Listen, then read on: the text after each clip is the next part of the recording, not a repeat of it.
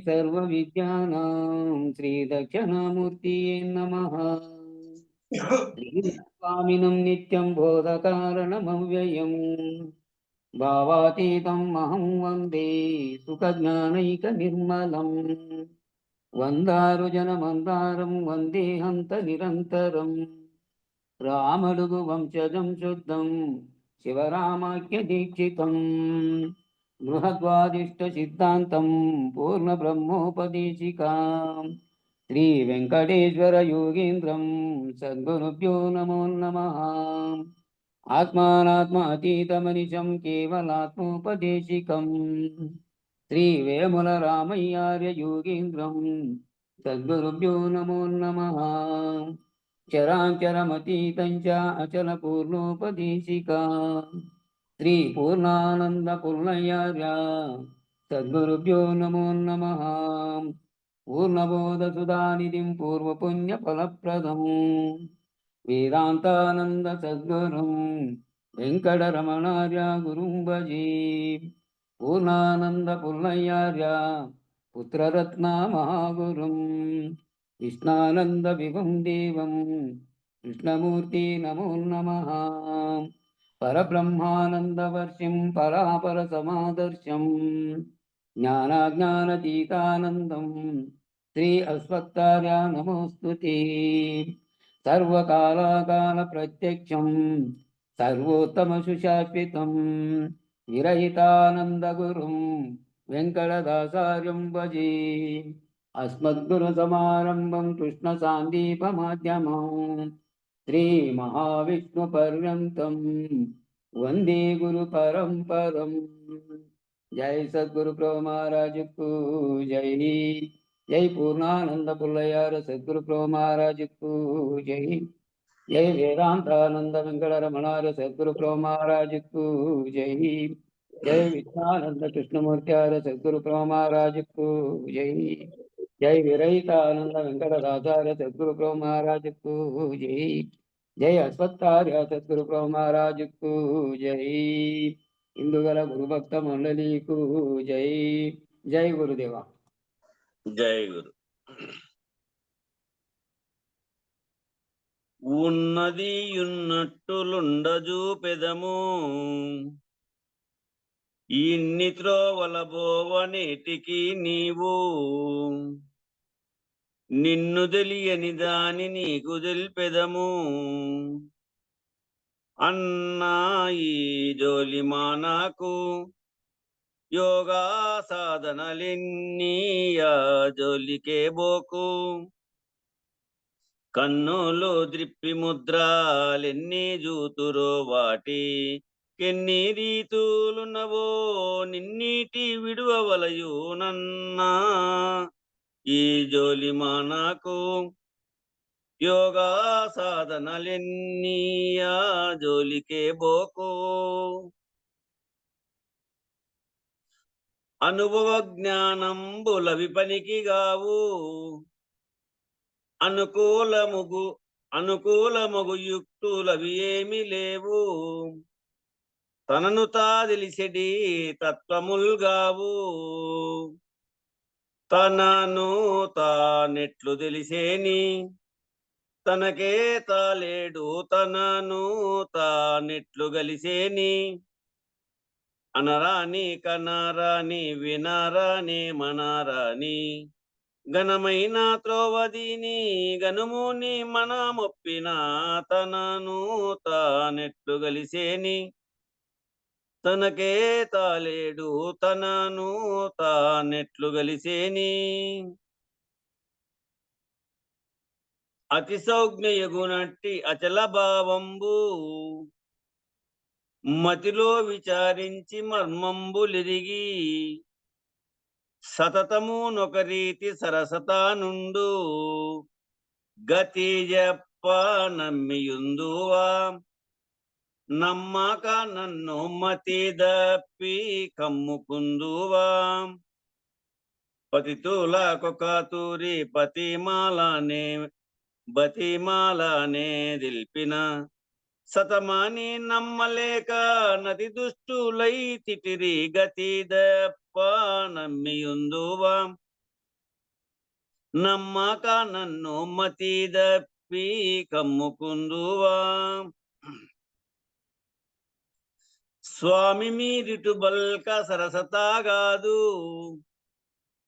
నా మనోదేహదానంబులు మీకు ప్రేమతోడను సమర్పించియున్నాడా. ఏమైనా చేసుకోనోడు చేసిన ఇతరులేమైనా కూయనీయుడు. ఏమి చెప్పిన దాని నింతై త్రోయన నాపై ప్రేమనున్నాదున్నట్లు స్వామి తెల్పుడు చాలు. ఏమైనా చేసుకోనోడు చేసిన ఇతరులేమైనా కుయ్యనీయుడు. గురుసేవ చేయని గుణవిహీనులకు, గురుభక్తి ఎరుగని క్రూర చిత్తులకు, గురు పూజ సలపని కుండగోలులకు, గురు నిందా చేయు వారికి నిరతము మదిలో గురు దోషమిన్ను వారికి, గురుని కన్నుల చూచి నరుడి తాడెరుగటంచు మురుగుచూ తిరుగు వారి కరుదు ఈ సద్బోధనంద. గురు నింద చేయు వారికి నిరతము మదిలో గురు దోషమిన్ను వారికి,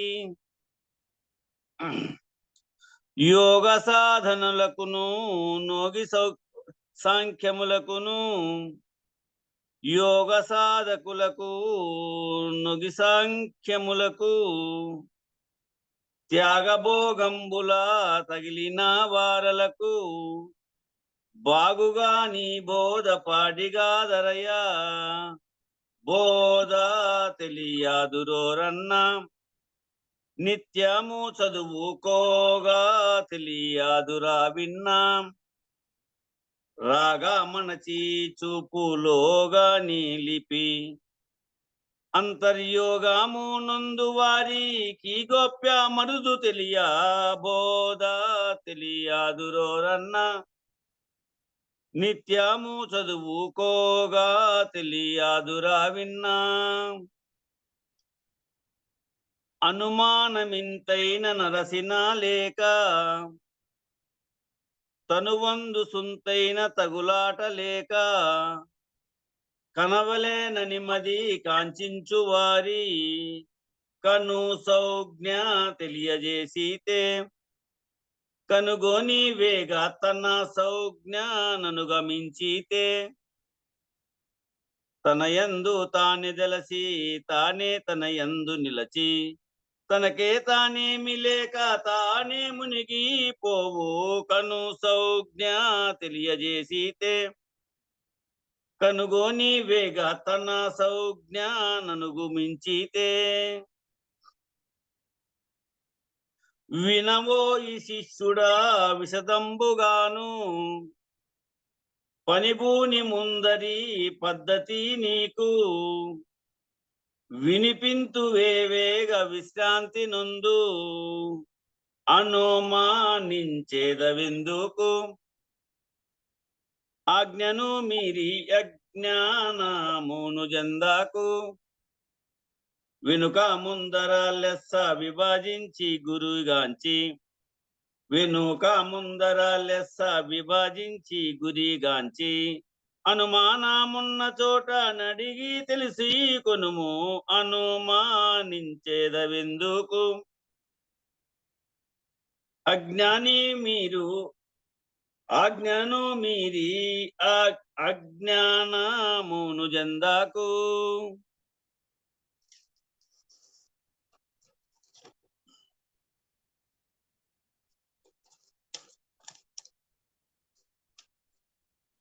ఎరుగనేనని మున్ని ఎరుగ చెప్పి తిని, ఎరుగకున్నను చాలా మరుపగా సుమ్మి, ఎరిగియు నెరుగక ఎరుకబోవలయు, ఎరుగు మోరుగుము తెలిపేదా, ఎరుగు మేరుగుము తెలిపేదా. ఇరిగిన దానికెరుకాలో పాలగలిపేదా ఎరుగాకుండిన ముందు ఎన్నో దెప్పెరములుండు ఎరుగాకుండిన ముందు ఎన్నో దెప్పరములుండు నెరుగు మింతలోనంతా నేమీ లేకుండు నరుగు నెరుగు మెరుగు మోదిలిపేదా ఎరిగిన దాని నెరుకాలో పాలగలిపేదా బులో శ్రీ సద్గురు మహారాజ్ కి జై. జై శ్రీ వెంకటాంబ సమేత శ్రీ పూర్ణానంద పులయారులకు జై. జై శ్రీ యుగల గురు భక్త మండలికి జై. జై గురు. రేపు అచల బోధ ఇక్కడి నుంచి. ఎన్నున్నాయి ఇంకా అవి? ఇవే ఉంటాయి ఒక వారము పైన. సరే, ఇవి 126 126 132 ఉంటాయి. ఇప్పుడు 20 అయిపోయినాయి. రోజు 5. జై గురు. జై గురు. జై. మ్యూట్ చేసుకోండి మిగతా వాళ్ళు. జై గురు అందరికి. 123 పద్యము కదా. 123. 124. లేదు లేదు, 124. 23 అయిపోయింది. అయిపోయింది. సరే. మనమి భయం లేనిదే మనకు మనమే వచ్చి నిలిచి మనమేగిన ఏమనక మన జోలి కొనకన్ తనకై తానుండి ఉన్నదదుగో కనరా.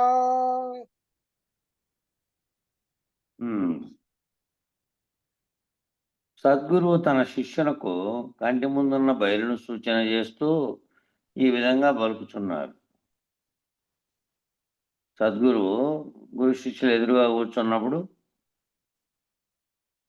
వాళ్ళు వారి మధ్య ఉన్నటువంటి ఖాళీ ప్రదేశాన్ని బయలుగా చూస్తూ కంటి ముందు కనపడుతున్నటువంటి బయలును చూసి సూచన చేస్తూ పలుకుతున్నాడు.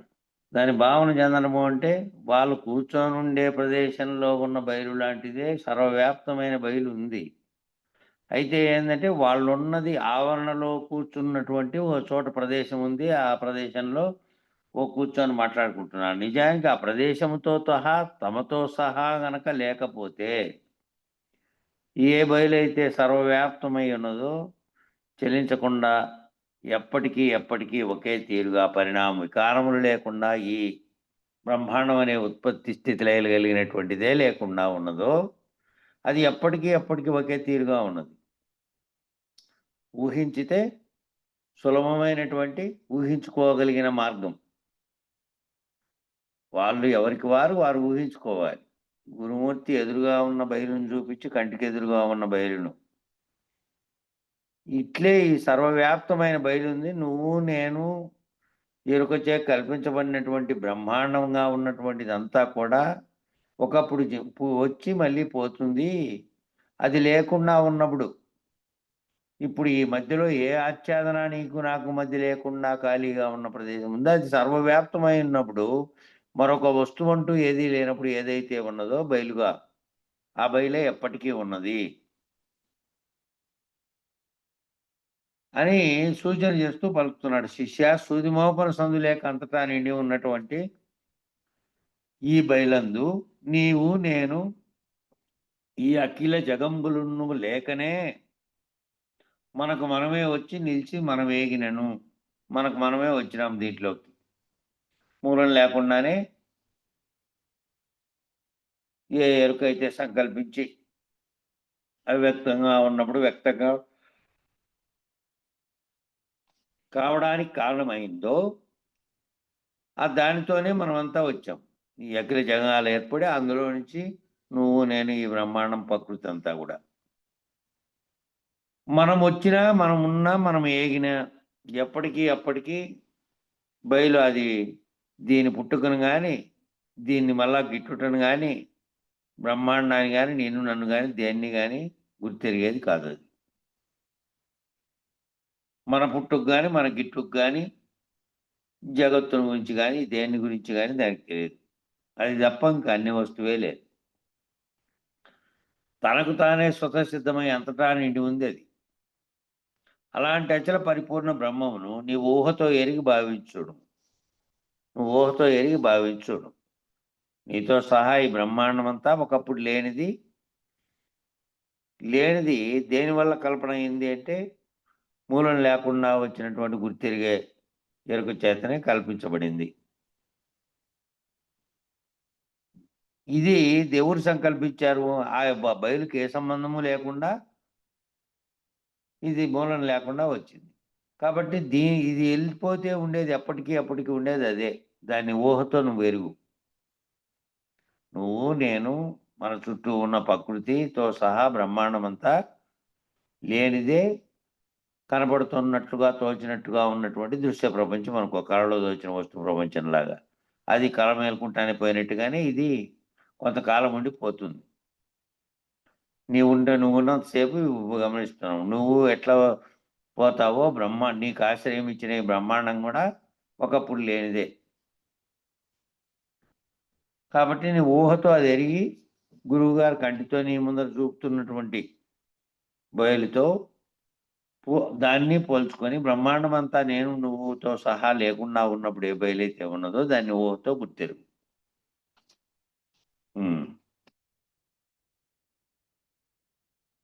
చెప్పన్న. జ్ఞానంబు సత్వగుణమను దానికి జన్మించననుచు దామోదరుడా మేనత్త కొడుకుతోననే జ్ఞానమునకు జన్మమొకటి కలిగే గదోయి.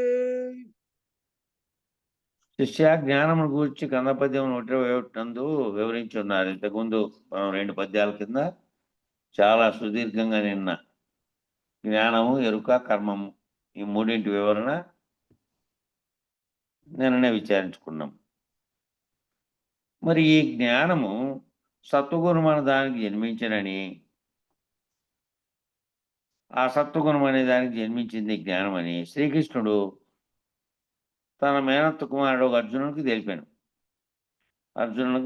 కావున జ్ఞానమునకు జన్మ ఒకటి కలిగింది. దానికి వివరణ జ్ఞానము సత్వగుణం వల్ల పుట్టినది. మరి సత్వగుణం దేని వలన పుట్టినది? అంతకుముందు గుణరహితమైనటువంటి బయలులో ఈ గుణాలతో కూడినటువంటిది, ఈ తన్మాత్రలు మళ్ళా కార్యరూపం ధరించి విశ్వంగా మారినటువంటిది ఇవన్నీ లేవు కదా. లేని సమయంలో మూలం లేకుండానే ఏది సంకల్పించిందో దానివల్ల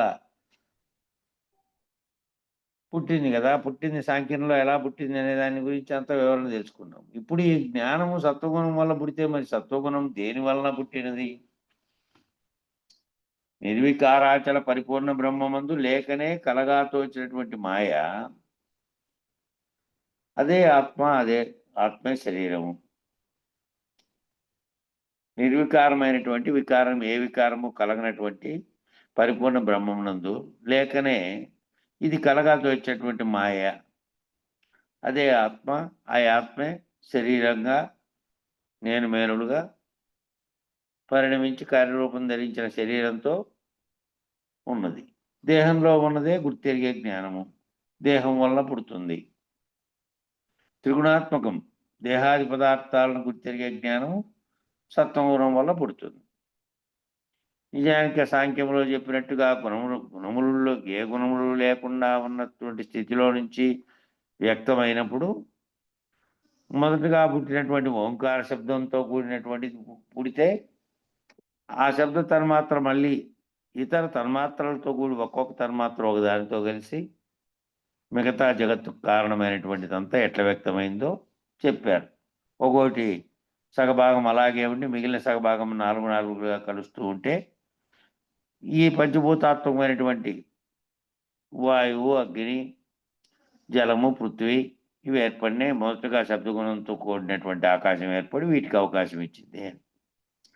మరి దాంట్లో మళ్ళీ గుణాలతో కూడిన తర్వాతనే మిగిలినటువంటి శబ్దం ఈ కార్యరూపం ధరించినటువంటి తన్మాత్రలు కార్యరూపం ధరించి పంచభూతాత్మకమైతే ఆ పంచభూతాల్లో మళ్ళీ గుణాలతో కూడి ఈ రకమైనటువంటి జీవోత్పత్తి ఇవన్నీ జరిగి మళ్ళా పరిణమించిన విధానం అంతా అందులో వచ్చింది. ఈ నిర్వికారంగా ఉన్నటువంటి అచల పరిపూర్ణ బ్రహ్మానందం లేకనే కలిగినటువంటి కలగా తోచినటువంటి మాయ. ఇది ఎందుకంటే ఈ చావు పుట్టుకలతో కూడుకొని ఉన్నటువంటిది కొంతసేపు కలవచ్చిపోయినట్టుగా వ్యవహరించి ఉన్నటువంటి దానితో నిజమనుకొని దృశ్య ప్రపంచంతోనే తాను పుట్టి కర్మలు చేసి మళ్ళీ ఏ జ్ఞానం చేతనైతే వచ్చిందో దాంతోనే కర్మలు చేసి పోయి మళ్ళీ కారణంగా మళ్ళీ జన్మిస్తోంది. ఇవన్నీ చేస్తున్నటువంటి ఆత్మగా ఉన్నటువంటిదే గుర్తెరిగేటువంటి చైతన్యము, అదే ఎరుక. దేహంలో ఉన్నదే గుర్తెరిగే జ్ఞానం. ఆ గుర్తెరిగే జ్ఞానం దేహం వల్ల పుడుతుంది, త్రిగుణాత్మకమైంది అది. దేహాది పదార్థాలని గుర్తెరిగే జ్ఞానము సత్వగుణం వల్ల ఆ గుర్తెరిగే జ్ఞానం పుట్టింది. కింద శృతి చెప్పారు, పదార్థ వాచ జ్ఞానస్య సత్వకార్యత్వాత్ సత్వాత్ సంజాయతే జ్ఞానం ఇది శృతే జాగ్రత్తవస్థాయాంచ జ్ఞానాదిక్వాత్. అందుకే చిజ్జడం నామయో దృష్ట్యా స్వచ్ఛత అని శృతి ఉన్నది. నాశనరహితమైనది అచ్యుతుడు అని ఉన్నది. అయితే జాతస్య హిధ్రువో మృత్యు అని ఉన్నది కనుక శరీరంతో కూడా ఏమీ లేదు, శరీరంతో కూడా ఏమీ లేదు. దీక్షితీయంలో ఆత్మానాత్మ ద్వైదోషరహిత ప్రకరణంలో శరీరము లేదు, అది లేదు, రెండు కూడా కేవలం మాయ చేత ఉన్నట్లుగా తోచబడుతున్నవే అని చెప్పారు. కావున శరీరం జన్యము గుర్తెరిగే జ్ఞానం, శరీరంలోంచి పుట్టినదే గుర్తెరిగే జ్ఞానం. ఆ జ్ఞానం వల్ల కర్మలు, కర్మల వలన జనన మరణములు. కావున శరీరం గనక లేకపోతే దేనివల్ల కలుగుతున్నాయి ఇవి? దేనివల్ల కలుగుతున్నాయో అది రహితమైతే, గుర్తెరిగే శరీరం గనక లేకపోతే అది కార్యరూపం, అది కారణ శరీరంగా ఉంది. ఈ కార్యరూపం ధరించిన శరీరం లేకుండా పోతుంది. కార్యరూపం ధరించడానికి చేసేటువంటి కర్మలు లేకుండా పోతాయి. కాబట్టి మళ్ళీ జన్మకు కారణమైనటువంటిది కారణ శరీరాన్ని పోగొట్టుకునేటువంటిది ఇది. కాబట్టి అది పోతే ఇదేమీ లేదు, శరీరం లేకుంటే ఏమీ లేదు అని ఆఖరుకు తీర్మానించారు దాంట్లో. 126.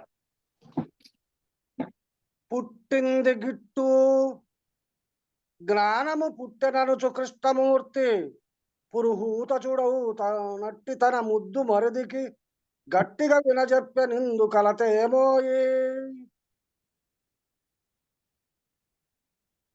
శిష్య, కాబట్టి పుట్టుగిట్టుకల గల జ్ఞానం పుట్టెనని శ్రీకృష్ణుడు తన ముద్దుల మరిదికి గట్టిగా చెప్పినాడు. ఇందులో అస్పష్టత తావే లేదు.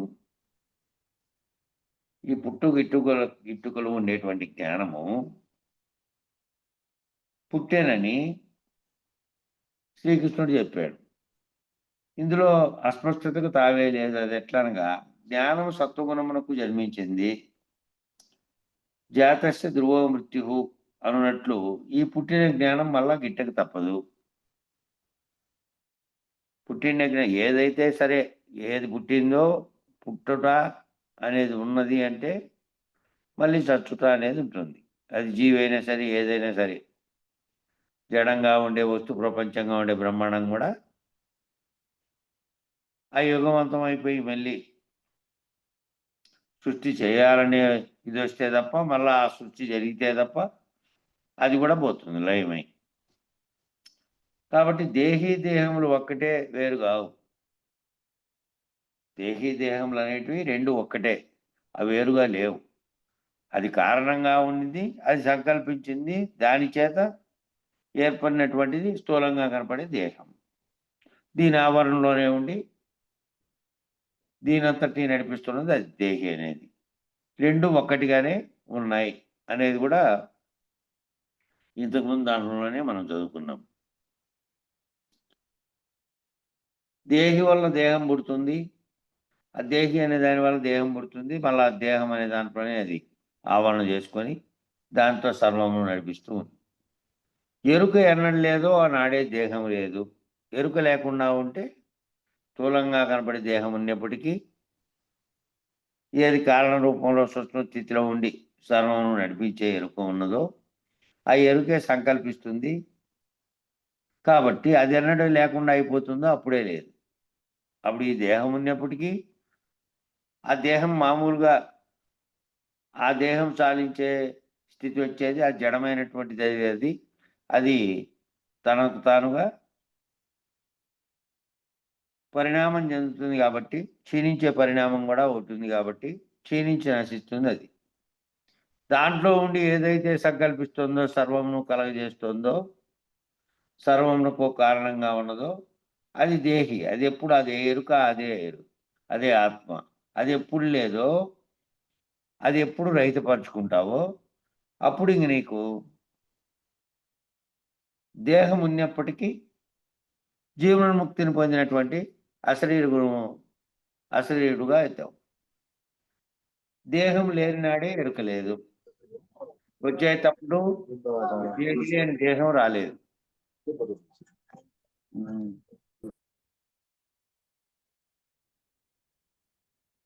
ఎరుక ఎన్నలు లేదో ఆ రోజే దేహం లేదు. ఇంకా మూలం లేని గుర్తెరిగే దేహం పోతే గుర్తెరగకుండా ఉండే జడదేహంలో ఎక్కడైతే వ్యవహారం చేస్తున్నావో ఆ దేహం ఉన్నప్పటికీ కారణమైనటువంటిది లేదు. కాబట్టి దేహం లేని నాడే ఎరుక లేదు. దేహాన్ని లేకుండా చేసుకునే నాడే ఎరుక లేదు. అంటే దేహం మళ్ళీ రాబోయే దాంట్లో దేహం ఏదైతే మళ్ళీ కారణ వస్తువుగా ఉండి జన్మిస్తోందో అది రహితమైపోయింది. ఏ కారణం చేతైతే నువ్వు జ్ఞానం అనే దాన్ని తెలుసుకొని దాంతోనే అదే ఎరుక అనే జ్ఞానం చేత ఈ కర్మలు నిర్వహిస్తూ ఉన్నావో దాని ఫలితం అనుభవించడానికి ఇప్పుడు జన్మలు ఉన్నాయి ఇంతకాలం. నువ్వు గురువాక్యం చేత కనుక నువ్వు మూలం లేని గుర్తిరిగేదాన్ని రహితపరుచుకుంటే కారణమైనటువంటి దేహం పోయింది కాబట్టి అది కారణంగా మళ్ళీ ఉపాధి ధరించడానికి ఇది నశించినప్పటికీ అది ఉపాధి ధరించడానికి అవసరం లేదు. అది పోగొట్టుకుంది కాబట్టి కారణదేహాన్ని పోగొట్టుకుంది కాబట్టి కారణంగా ఉండేటువంటి దాన్ని పోగొట్టుకుంటే స్థూల రూపం ధరించిన ఈ దేహాన్ని మళ్ళీ ఉపాధి ధరించడానికి మళ్ళీ ఇంకో చోటికి ఆ సూక్ష్మ శరీరంగా ఉండే ఎరుక పోల్చిన పని లేదు. ఎందుకంటే ఎరుక ఇక్కడే రహితమైంది. ఏది సంకల్పిస్తోందో ఏది సంకల్పించడం ద్వారా సరకర్మలు జరుగుతున్నాయో అది రహితమైనటువంటి స్థితిలో ఉంది కాబట్టి మళ్ళీ ఇక పోయే అవసరం లేదు, ఉపాధి ధరించే అవసరం లేదు. వచ్చేటప్పుడు దేహి లేని దేహం రాలేదు. ఆ వచ్చేటప్పుడు దేహంతో పాటు వచ్చింది. అది దేహి అనేది దేహం ఏర్పడిన తర్వాతనే దాంతో పాటునే వచ్చింది. ఆ గుర్తెరుగుతున్నది దాంట్లోనే ఉంది, వేరుగా వచ్చి దాంట్లోకి చేరుకోలే. రాగానే దేహాలు రెండు ఒక్కటే. పుడతానే పుట్టించి ఇంక రెండు దేహాలు రెండు ఒకటే. ఇంక అప్పటి నుంచినే గుర్తెరిగేది మొదలైంది. ఆ రెంటిని వేరవ్వకూడదు, వేరు అనకూడదు. ఆ రెండు వేరు అని అనకూడదు. పుట్టి చచ్చేది ఇదే, దేహం ఉన్నంతసేపే జ్ఞానం ఉంటుంది. పుట్టి చస్తున్నది ఈ దేహంలో ఉండేదే జ్ఞానము. దేహం ఉన్నంతసేపే జ్ఞానం ఉంటుంది. జ్ఞానం లేకపోయినప్పటికీ దేహం ఉన్నా కూడా నిరర్థకమే. జ్ఞానం అనే చైతన్యమే నడిపించడానికి కారణమవుతుంది, ఆలోచించడానికి కారణమవుతుంది, సర్వమునకు కారణమవుతుంది. అది లేనప్పుడు ఇది ఓ చోట పడి ఉంటుంది. మృత శరీరం ఏ విధంగా ఉందో అదేవిధంగా జ్ఞానం లేనటువంటి శరీరం చైతన్యరహితమైనటువంటి స్థితిలో కోమాలో ఉన్నట్టు ఉంటుంది. కాబట్టి దేహం ఉన్నంతసేపే జ్ఞానం ఉంటుంది. దేహం లేకుంటే జ్ఞానం లేనే లేదు. దేహం లేకుంటే జ్ఞానము లేదు. జ్ఞానం లేకుంటే ఇది వ్యవహరించలేదు శరీరం ఉన్నప్పటికీ. కాబట్టి రెండు కలిసే ఉన్నాయి. అవి రెండు పనిచేస్తుండగానే పనిచేస్తుంది ఇది. ఈ వ్యవహారం అంతా జరుగుతుంది. శరీరం ఒక్కటే, 4 శరీరాలంట. ఆ 4 శరీరాలుగా చెప్పినది స్థూల సూక్ష్మ కారణ స్థితుల్లో దాని యొక్క అవస్థలను బట్టి చెప్పారు 4 రకాలుగా. శరీరం యొక్క జాగ్రత్త అవస్థలో, ఇక సూక్ష్మ స్థితిలో ఉన్నటువంటి స్వప్నావస్థలో, నిద్రావస్థలో, ఈ మూడింటిని గుర్తెరిగేటువంటి స్థితిలో ఉన్నటువంటి, దానికి అతీతంగా ఉండేటువంటి జాగ్రత్త స్వప్న సుషుప్తుల అతీతంగా తుది స్థితిలో ఉన్నటువంటిది 4 రకాలుగా చెప్పారు. ఆ 4 రకాలుగా స్థితులను బట్టి చెప్పారు తప్ప దేహం అంతా ఒకటే, దాంట్లో గుర్తెరిగేది ఒకటే. 4 దేహాలనుట విచారణ అనంతరము నీకు ఆ స్థితులగతుల గురించి తెలిసి చెప్పినటువంటి సూక్ష్మ స్థూల దేహాల గురించి అంతా విచారణ తర్వాత ఇది లేనే లేదు, ఈ 4 శరీరాలు అనుట లేదు, ఇంకా ఉన్నది ఒకటే. ఈ దేహం పోతే సూక్ష్మ దేహము లేదు, సూక్ష్మ దేహము ఈ దేహం ఎంత మాత్రము నిజం కాదు. అందుచేతనే జీవాకారమై ఉండే తాను లేకపోతే సరి. జీవాకారంగా ఉన్నటువంటి తాను నేనని ఏదంటోందో లోపల, దాన్ని పోగొట్టుకుంటే ఈ ఆకారము లేదు. ఈ ఆకారంగా ఉన్నది అశాశ్వతమైనది, దాంట్లో ఉండి నేనంటున్నది కారణ వస్తువుగా ఉండి అది పోతే ఇది అది 2 పోయినట్టు. కాబట్టి ఇంక అది పోతే సరి. మళ్ళీ కారణమైనది ఏది? కారణ వస్తువుగా ఉండాల్సిన పని లేకుండానే పోయింది. ఏది సంకల్పించి సర్వము చేస్తోందో, ఏది కలగంటోందో, ఏది ఇది దీన్నంతటి ఉన్నదానిగా భావిస్తోందో, ఏ జ్ఞానం చేత ఎరుకు చేత కర్మలు చేస్తోందో అది పోతే అయిపోయాయి. ఇంకా ఇది అది అన్ని పోయినట్టు. అశరీరం సర్వదాస్తి, శరీరం రహితం సదా.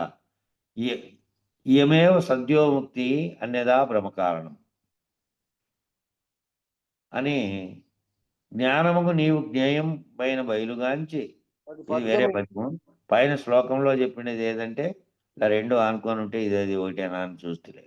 ఇది కందపద్యము. అదేమో బ్రహ్మరహితమైనటువంటి బ్రహ్మరహిత శ్లోకాల్లో ఉండేటువంటి భ్రాంతిరహిత శ్లోకాల్లో శ్లోకము. అశరీరం సర్వదాస్తి, శరీరం సర్వరహితం సదా, ఇయమేవ సద్యోముక్తి అన్యదా బ్రహ్మకారణం. భ్రమే ఒక్కటే కారణం తప్ప ఏమీ లేదు. శరీరం ఎప్పటికీ లేదు, శరీరం ఎప్పటికీ రహితమై ఉంది. ఆ సద్యోముక్తి ఏదైతే నువ్వు ముందే గుర్తెరిగి దానికి కారణమైనది తెలుసుకుంటే, ఆ భ్రమ తొలగితే అన్నిదా భ్రమకారణం చేతనే ఉన్నట్టుగా తోస్తున్న జగత్తు నీవు నేను కనపడుతూ ఉన్నాం. ఆ భ్రమ తొలగితే అది ఎప్పటికీ లేదు.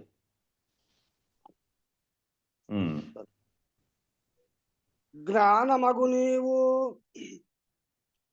జ్ఞేయంబైన బయలుగాంచి, జ్ఞానమగు నిన్ను నీవే లేనంచు తెలియమని తానా నరునకు వాసుదేవుడు అనతి ఇచ్చన్.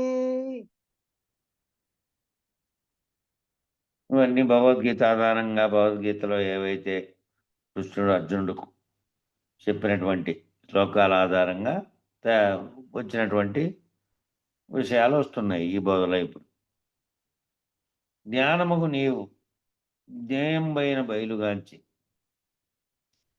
జ్ఞానమైనటువంటి నీవు, జ్ఞేయం అంటే జ్ఞానం ద్వారా తెలియబడినటువంటి, ఏ జ్ఞానము ఏం తెలుసుకుంటోంది? తెలుసుకున్నటువంటి విషయం అది. కంటి ద్వారా ఏం చూస్తున్నామంటే కన్ను అనేది సూచే పరికరం అయితే, చూడబడిన విషయం ఏమిటి అంటే దృశ్యం.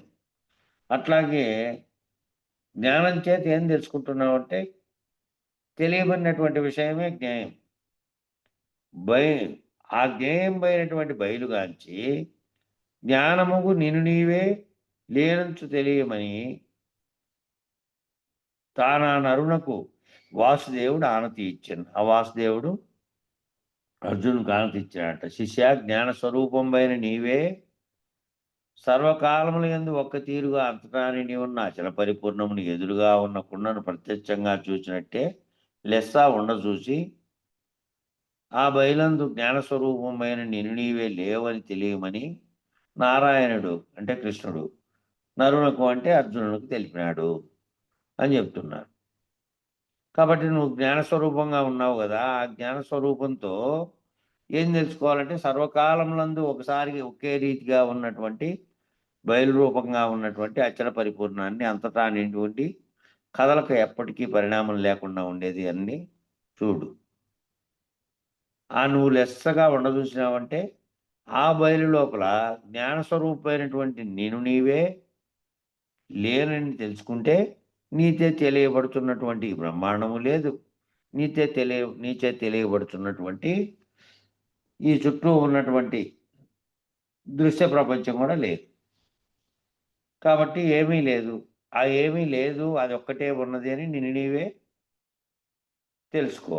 జ్ఞాన స్వరూపంగా ఉండేటువంటి నువ్వు, జ్ఞాన స్వరూపంతో కనబడుతున్నటువంటిదంతా ఎప్పటికీ లేదని, ఏదైతే బయలుగానున్నదో అది అప్పటికి ఒకే తీరుగా పరిపూర్ణంగా, అచలంగా, సర్వవ్యాప్తమై ఉన్నదని తెలుసుకొని నువ్వు లేకుండా పోతే చాలు.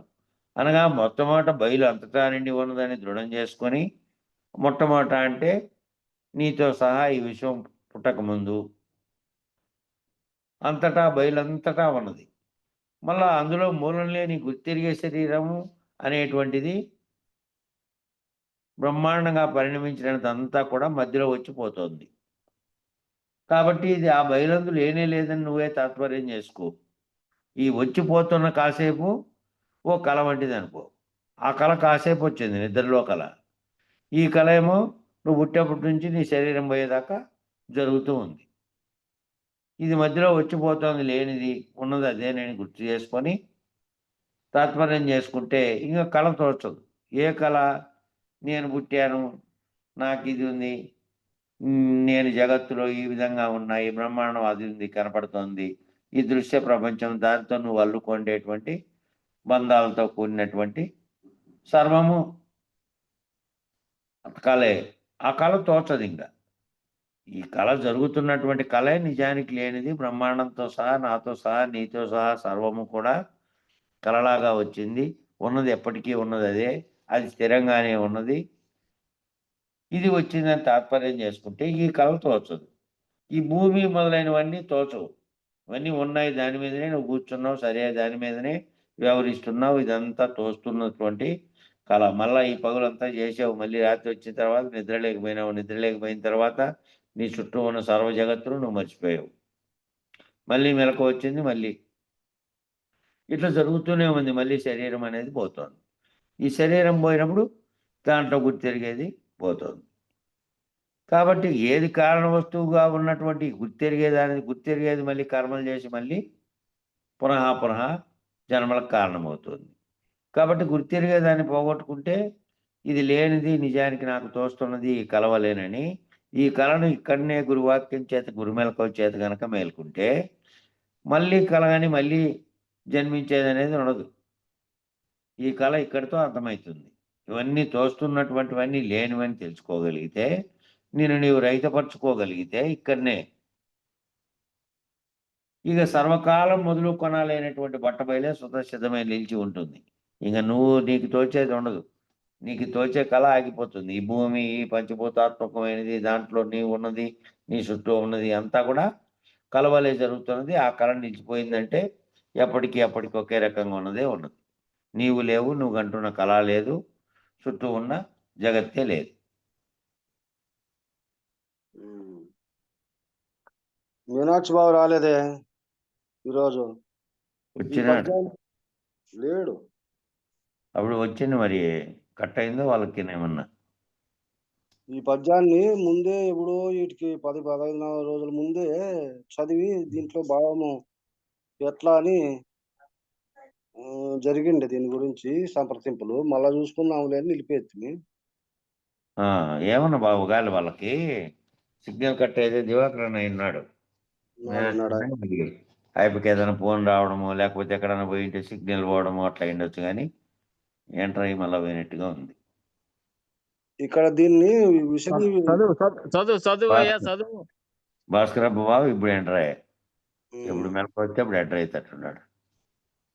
మనమచల మనదగదు అని ఉంది కదా, దాన్ని ఎట్లా చదువుకోవాలంటే మనము అంటే మనం అంటే దేహాకారంతో ఉండబడినటువంటి మానవులు కాదు.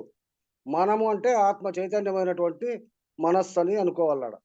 మనము అచలమన తగదు, తగము గనుతము మనము అచలమునకు తగ వేరని రెండని లేవు. మనము అచలమని విను మనముళ్ళకి తెలియ వీడు మనము దీన్ని చదువుకుంటే మనమ్మ చల్ల మన తగదు, తగదనటము మనమచలమునకు తగ వేరని రెండని లేవు. మనమచలమని విను మనముళ్ళక్కి తెలియవిడు మనము మనన్ అని ఈ రకంగా చదువుకోవాల. ఆడాడ తీసుకుంటే భావం కరెక్ట్‌గా అర్థమవుతుంది అంతే.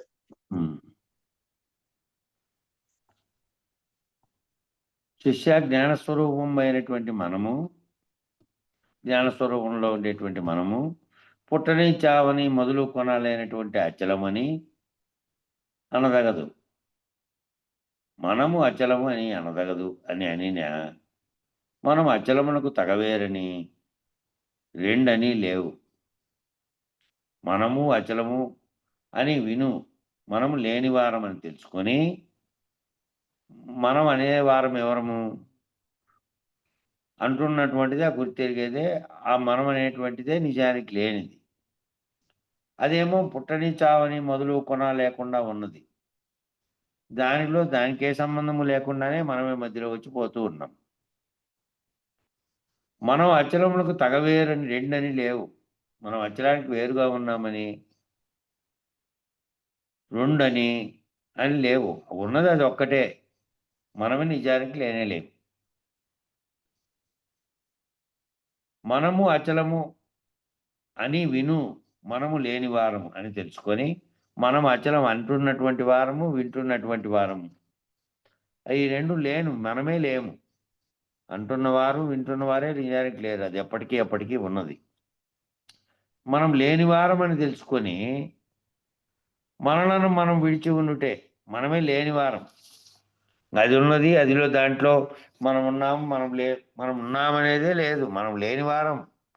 చారణంతా అయిపోయిన తర్వాత నిజానికి ఉన్నది అచలమే తప్ప ఇంకొకటి లేదు. మనం అంటున్నది, అది అచలం అంటున్నది, మనము అంటున్నది రెండు వేరువేరుగా చెబుతున్నదంతా మనము. అదేమీ అనదు, అదేమనకుండా ఊరికే ఉంది. కాబట్టి మనము అచలము అని విను అని అంటున్నది, వింటున్నది, చేస్తున్నటువంటి మనమే లేనివారం అని తెలుసుకొని, మనలను మనం విడిచి ఉంటే, మనము అని మనం ఉన్నామనే భావన విడిచి, మనం లేని వారము, లేకుండానే జరుగుతుండే బ్రహ్మాండం అనే కళను అంటున్నటువంటి వారం. ఆ కళ అప్పుడే కళలోంచి మేల్కొన్నటువంటి విచారణ అయిపోయిన తర్వాత గురువాక్యం చేత నువ్వు ఆ కళ మేల్కొని మనం లేని వారము అని ఉంటే, మనం లేని వారం అయినప్పుడు మనం ఉన్నామని, మనము అచలం వేరని అంటున్నది ఎవరు? అంటున్న వారే లేరు. అంటున్న వారు లేకుండా ఆయనిచ్చి అన్యంగా ఇంకోటి ఉంది అనేదే లేదు కదా. ఉన్నది ఒక్కటే. ఉన్నది పరిపూర్ణంగా అంతటా వ్యాపించి ఉన్నటువంటి, అంతటా ఉన్నటువంటి ములుగుచ్చు సందు లేకుండా అన్యమునకు తావులేనటువంటి అచలము. అన్యము లేనప్పుడు మనం కూడా లేము. మనం లేకుండానే ఈ విచారణతో మనమని అచలమని ఎరుకని గుర్తింపు చేసినటువంటిదంతా కూడా మూలం లేని గుర్తెరిగేదే. అది పోయిన తర్వాత నువ్వు లేవు, నేను లేను, బ్రహ్మాండంగా ఉండేటువంటి సర్వము లేకుండా పోయింది. సర్వము లేకుండా ఊరికే ఉంటే సరే, మళ్ళీ నువ్వు నేను వేరుగా, అచలం వేరుగా, మనం వేరుగా అనడానికి అదేమో ఉంది. మనం లేము. లేకుండానే వచ్చిన కాలంలో విచారణతో చేస్తున్నాం. మనం లేకుండా ఉంటే, మనం మనలను విడిచి ఉంటే, మనము నువ్వు నేను అంటున్న దాన్ని విడిచి ఉంటే చాలు. కావున అచల పరిపూర్ణమును ఉండచూసి అది ఎప్పటికీ ఉంది. దాంట్లో జ్ఞానకర్మలు లేవు. జ్ఞానస్వరూపమైన మనమే లేవు. జ్ఞానస్వరూపంగా ఉండే మనమే లేనటంచు తొలగిన చాలును. మనమే లేము అని లేమటంచు తొలగితే మనము చాలు.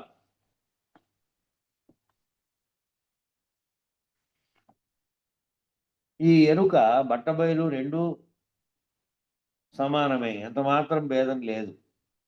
ఎరుక ఉన్నంత వరకే పరమని అనవలసి వచ్చాను. ఎరుక ఉన్నంత వరకు ఇహం ఇది, అది పరమని ఈ రెండింటిని గుర్తెరిగి రెండింటిని చెబుతున్నది ఏది అంటే ఎరుకే. ఈ ఎరుక ఉన్నంతసేపే అన్నిటినీ వేరువేరుగా చూసేటువంటి జ్ఞానం ఉంది నీలో. ఎరుక రహితమైతే నువ్వు జ్ఞానాజ్ఞాన రహితమవుతావు. జ్ఞానాజ్ఞానములు రహితమైన తర్వాత అది ఉన్నదని, అది వేరుగా ఉన్నది పరముగా ఉన్నదని, ఇది ఇహంగా ఉన్నదని గుర్తించేదే లేదు. ఇంకా గుర్తిస్తున్నది ఏ ఎరుకతోనో గుర్తిస్తున్నావో ఆ ఎరుక ఉన్నంతసేపు వేరువేరుగా చెబుతున్నావు. ఇదంతా ఎరుక ప్రపంచమని, గుర్తెరిగే జ్ఞానమే ఎరుకని, దాంతో కల్పించమని ఇహంలో నుంచి అనేటువంటి ఈ కళ అంతా చెప్తున్నావు. ఇది గనక లేకుండా పోతే ఎప్పటికీ అప్పటికి ఉన్నది ఏది అంటే ఉన్నది ఎరుక్కి బయలే. ఈ ఎరుక అని రెండోది ఉన్నది. 2 ఎప్పటికి సమానము? నువ్వు రైతవైపోతే ఇక లేదు. ఉన్నంత సేపు దీంతోనే అన్నావు. దీంతోనే గుర్తించావు. బయలును దీంతోనే గుర్తించినావు. ఇది ఏదైతే రాకడ పోకడ కలిగి ఉన్నదో, ఏదైతే సర్వం నువ్వు కల్పించిందో దాన్ని కూడా దీంతో గుర్తించినావు. గుర్తించినదంతా కూడా గుర్తెరిగే ఎరుక. అది మూలం లేకుండానే వచ్చింది.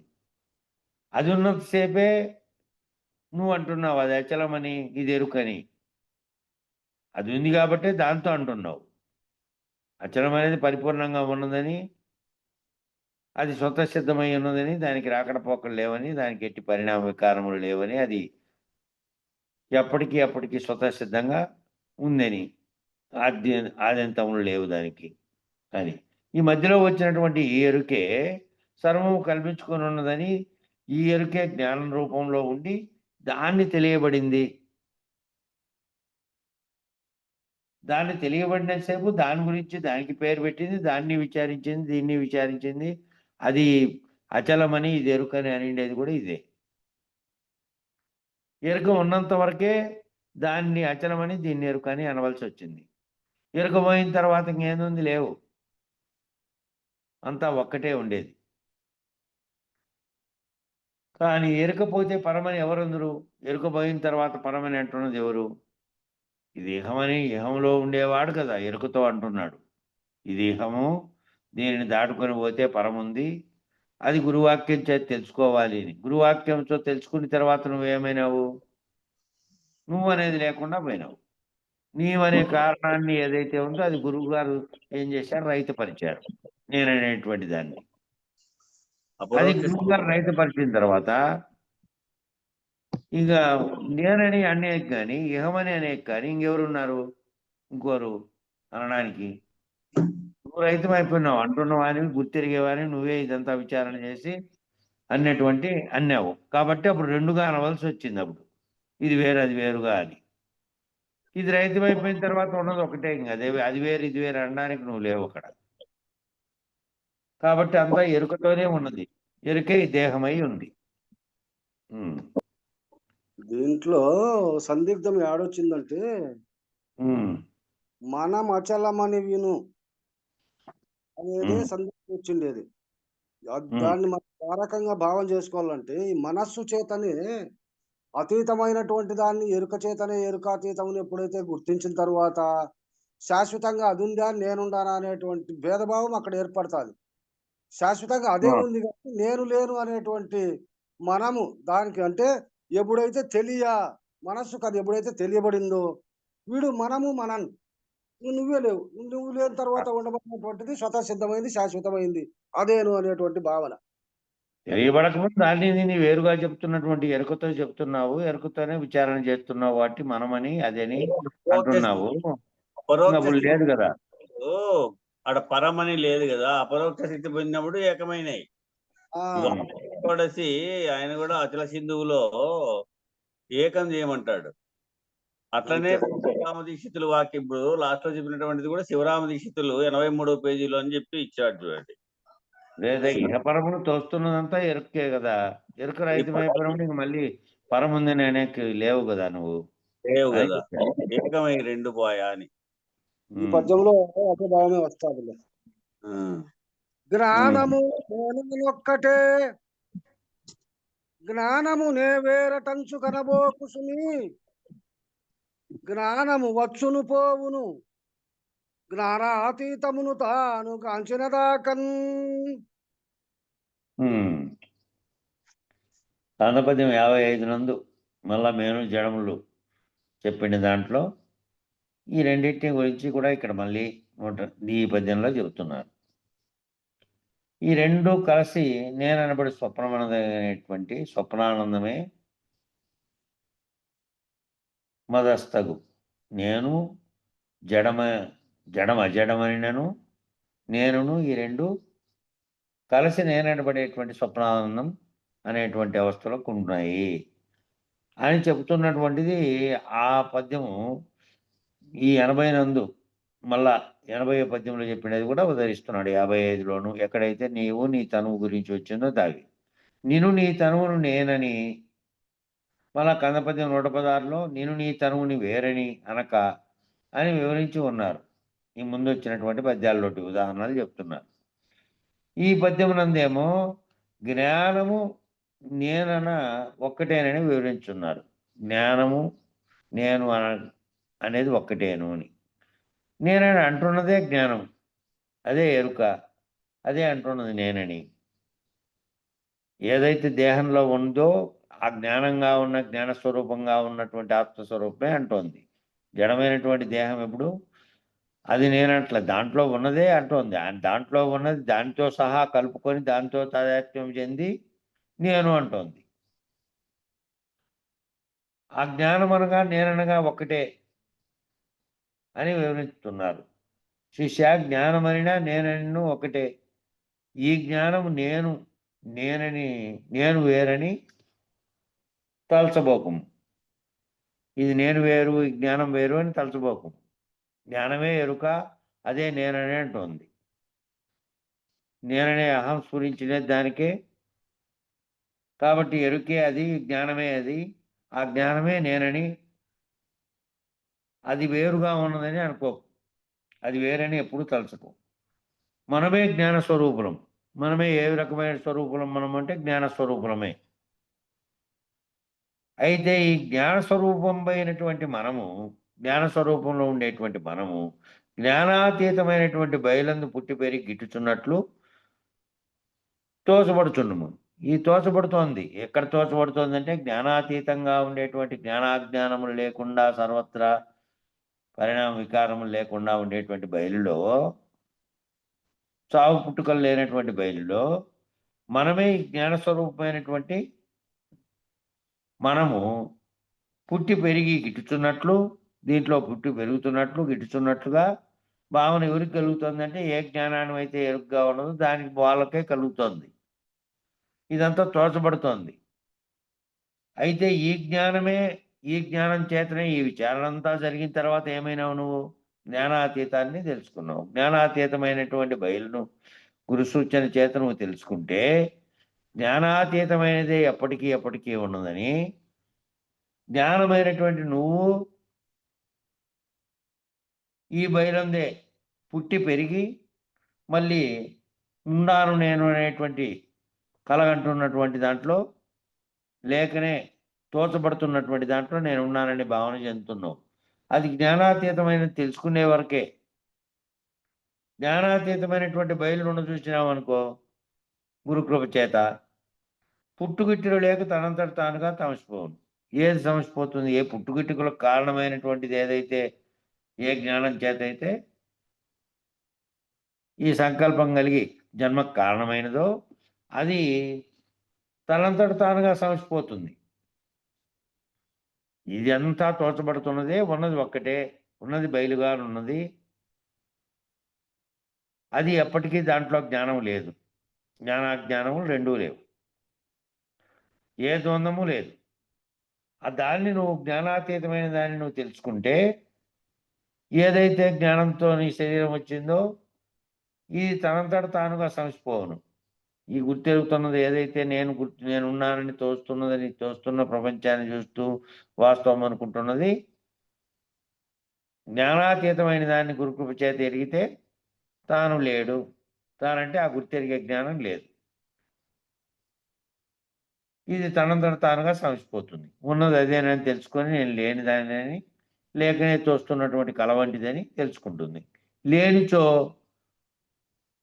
వచ్చునోయన్నా, వచ్చి చచ్చి హెచ్చి సచ్చునోయన్నా, అది తెలుసుకోలేకపోయావనుకో, జ్ఞానాతీతమైన దాన్ని తెలుసుకోకుండా జ్ఞానంతోనే ఉన్నావనుకో, జ్ఞానంతో ఉంటే ఎరుకతోనే ఉన్నావు. ఎరుకతో ఉంటే తోస్తున్న జగత్తు, నేను, నువ్వు అనేది ఉంది. ఆ కారణ వస్తువుతోనే కర్మం చేసేది ఉంది. దాని ఫలితంగా మళ్ళీ రావడం అనేది జరుగుతుంది. ఇది తెలుసుకోకపోతే ఏమవుతుంది? సమసిపోకపోతే, లేనిచో అంటే అది సమసిపోతే జ్ఞానాతీతమును గని నేననేది గనక సమసిపోతే పర్వాలే. లేదంటే అది వస్తూనే ఉంటుంది. వచ్చునో ఎన్న వచ్చి చచ్చి హెచ్చునో ఎన్న హెచ్చి చచ్చునో ఎన్న వస్తుంది, హెచ్చుతుంది, మళ్ళీ పుట్టుతుంది, పెరుగుతుంది, మళ్ళీ చస్తూనే ఉంటుంది. ఇది జరుగుతూనే ఉంటుంది నిరంతరం. ఆ జ్ఞానాతీతమైన దాన్ని తెలుసుకొని జ్ఞానరహితం అయితే మళ్ళీ రావడానికి కారణమైంది లేదు, ఇంకా వచ్చేదానికి సంకల్పించేది లేదు, వచ్చేది లేదు, రహితమైపోతుంది. జ్ఞానాతీతమైన దానిని ఎరిగి జ్ఞానమైనటువంటి తాను లేకుండా పోతే, జ్ఞానస్వరూపంగా ఉండి తాను లేకుండా పోతే, ఈ మూలం లేని గుర్తెరిగే శరీరము బట్టబయలులో ఉన్నంతసేపు దీనికి అనేక సామర్థ్యములు కలిగి ఉన్నది. మూలం లేని గుర్తెరిగే శరీరము అనేది ఎరుక. గుర్తెరిగే శరీరం అంటే ఎరుక. అదే ఆత్మ, అదే తెలివి, అదే బ్రహ్మము, అదే. ఏదైతే ఈ బయలులో ఉన్నంతసేపు, బట్ట బయలులో ఇది ఉన్నంతసేపు బయలు తప్ప నేను లేనని గుర్తెరగకుండా ఆ బయలులోనే తానుంటూ, బయలును గుర్తెరగకుండా తానున్నానని, తాను తనతో పాటు ఉన్నటువంటి విశ్వం ఉందని ఏదైతే భావిస్తోందో అది ఉన్నంతసేపు దానికి అనేకమైనటువంటి సామర్థ్యాలన్నీ కలిగి ఉన్నాయి. ఆ గుర్తెరిగే ఎరుకకే అన్ని సామర్థ్యాలు ఉన్నాయి. ఆ సామర్థ్యాలన్నీ ఏంటివి? దాంట్లో లేనివి. ఈ సామర్థ్యం, దీనికి ఉండే సామర్థ్యం కూడా పుట్టి పెరిగి చచ్చేదే. పుట్టుకతో పాటు నీతో వచ్చిన ఎరుకతో పాటే వచ్చింది అది, దాని యొక్క సామర్థ్యం. అదేమో సామర్థ్యం ఏమీ చూపంది, అది సామర్థ్యములు లేనిది, దానికి ఏమీ లేవు కాబట్టి పరిణామం చెందేది లేదు, పుట్టేది లేదు, చచ్చేది లేదు. ఎప్పటికీ స్వతసిద్ధంగా ఒకే తీరుగా ఉంది అది. అట్లా దాంట్లో దీనికి కలిగినటువంటి మూలం లేకుండానే వచ్చినటువంటి గుర్తెరిగే శరీరానికే బయలులో ఉన్నంతసేపు అనేక సామర్థ్యాలు కలిగి ఉంది. శరీరం పోయింది, మళ్ళీ ఉపాధి ధరించడానికి ఈ సామర్థ్యంతో చేసినటువంటి, ఈ కర్మలతో చేసినటువంటి ఫలితాలను అనుభవించడానికి మళ్ళీ ఉపాధి ధరించింది. మళ్ళీ మామూలే, అక్కడ కూడా మళ్ళీ సర్వ వ్యవహారాలు ఇట్లా అనేక కోట్లాది లక్షలాది జన్మలు అన్నీ జరుగుతూనే ఉన్నాయి. అది ఆ నిరంతరం తిరుగుతున్న దానిని పోగొట్టుకునే చక్రంలో నుంచి బయటపడేకే ఆ జ్ఞాన కర్మల ముడి విడదీయడానికి గురువు దగ్గరికి చేరితే, ఆ గురుకృప చేత ఆ ముడి విడిపడితే మళ్ళీ ఈ జ్ఞానం అనే సామర్థ్యం కలిగినటువంటిది ఏదైతే ఉన్నదో ఆ సామర్థ్యం కలిగిన ఎరుకను పోగొట్టుకుంటే మళ్ళీ వచ్చేది ఉండదు. కాబట్టి ఉన్నంతసేపు ఈ ఎరుక అనేది ఉన్నంతసేపు అనేక సామర్థ్యాలు కలిగి ఉంటుంది. నీళ్ళల్లో మొసలి వలె, నీళ్ళల్లో ఉన్నటువంటి మొసలి వలె. నీళ్లు దాటి బయటకు వచ్చిందనుకో అయిపోయాయి. ఇంకా ఒక 5-6 కుక్కలు కలిస్తే ఈడ్చుకొని వచ్చి దాన్ని కరిసి తిని అని చేస్తాయి. నీళ్ళలో ఉన్నంతసేపు బలమైన ఏనుగు లాంటి దాన్నైనా పట్టుకొని ఎడవకుండా లాగగలుగుతుంది, అది స్నాన బలిలాగా. అట్లాగే నువ్వు ఈ బయలులో ఉన్నంతసేపు సామర్థ్యం కలిగి అంతటిని చూపుతున్నటువంటి ఎరుకతో ఉన్నావు.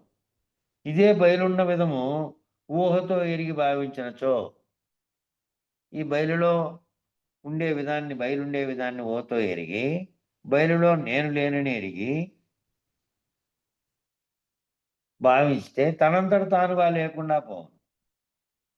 ఈ బయలులో ఉన్నంతసేపు నేనని భావిస్తున్నటువంటిది శరీరం అనే ఆవరణలో చేరుకొని ఉన్నంతసేపు అనేకమైనటువంటి చేష్టల్ని, అనేకమైనటువంటి వ్యవహారాలని చేస్తున్నది ఏదైతే ఉన్నదో అది మూలం లేకుండానే వచ్చినటువంటి గుర్తెరుగుతున్నటువంటిది.